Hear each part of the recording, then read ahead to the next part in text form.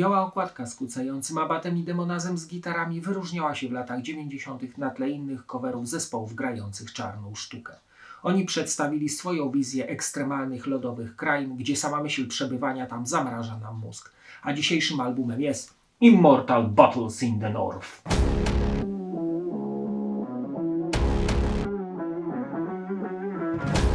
Po opublikowaniu kultowego Pure Holocaust w 1993 zespół postanowił pójść w stronę totalnej zamieci muzycznej, ataku bez półśrodków. Postanowili nagrać album będący ucieleśnieniem najsroższej zimy oraz zatrważającej zamieci, która zamrozi jeszcze bijące serca.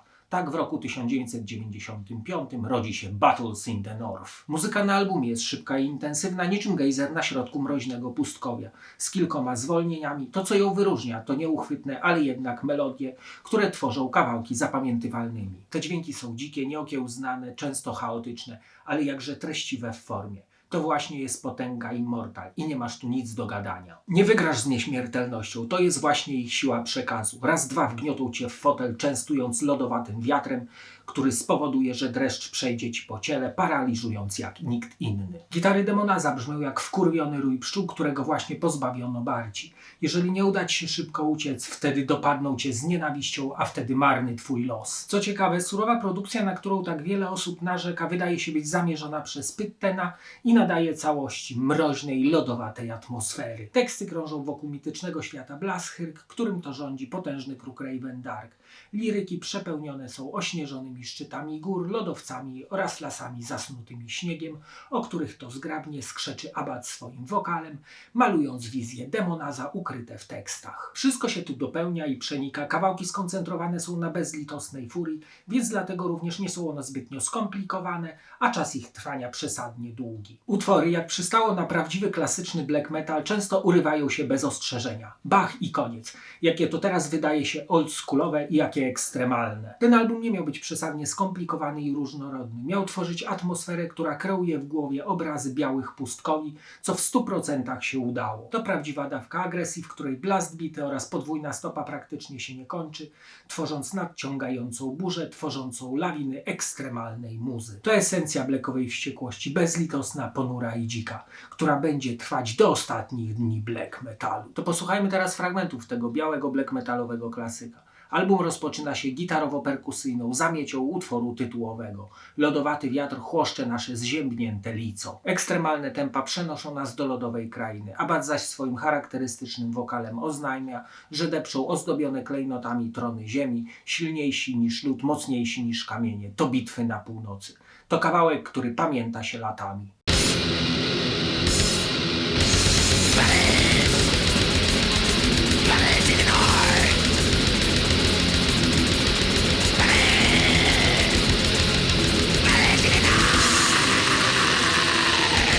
Grim and Frostbitten Kingdoms to marszowy rytm, który rozpędza się później do ekstremalnych temp, przed którymi nie mamy ucieczki.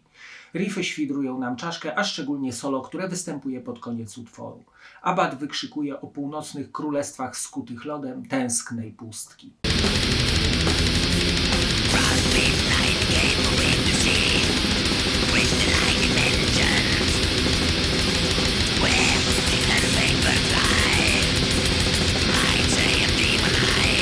Through the Halls of Eternity rozpoczyna się fade-inem. W utworze cały czas obecne są melodie, które przebijają się przez sieć gęstych riffów.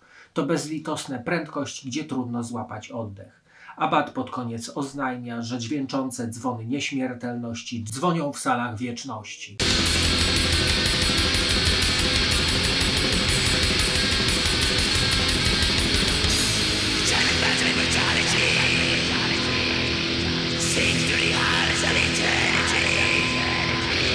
Album zamyka osławiony Bloodied Mighty Raven Dark, do którego również został zrealizowany teledysk, w którym to chłopaki za dnia biegają po górach z gitarami.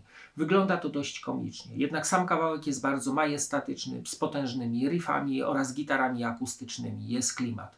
To najbardziej zróżnicowany utwór na płycie. Można powiedzieć, że jest to jeden z klasyków black metalu, w którym Abbat opisuje starożytne demoniczne królestwo Blashyrku. Jest to perła w koronie.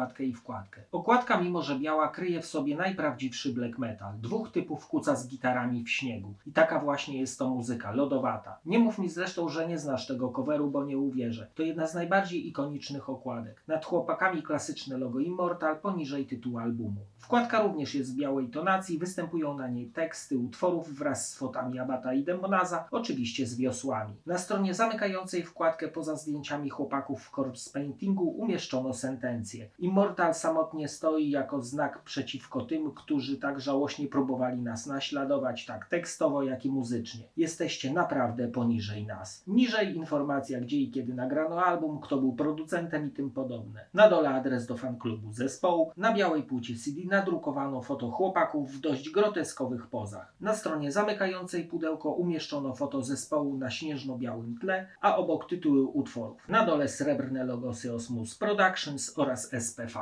Battles in the North albo się kocha, albo nienawidzi. Ja zdecydowanie staję w tym pierwszym szeregu. Za każdym razem, gdy odpalę ten biały album, poraża on swoją wściekłością i ilością zawartej czerni. Po prostu jest to klasyk gatunku. Hail Immortal. A teraz zapraszam do oglądania kolejnego odcinka. Cześć!